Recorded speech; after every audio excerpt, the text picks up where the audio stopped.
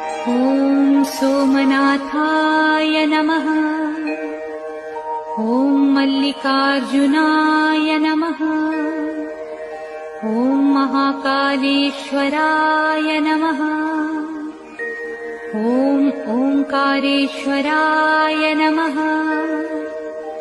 ॐ वैद्यनाथाय नमः। ॐ भीमशंकराय नमः। ॐ रामेश्वराय नमः।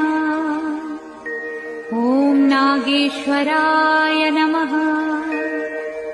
ॐ विश्वेश्वराय नमः। ॐ त्र्यंबकेश्वराय नमः। ॐ केदारेश्वराय नमः। ॐ भुस्मेश्वराय नमः।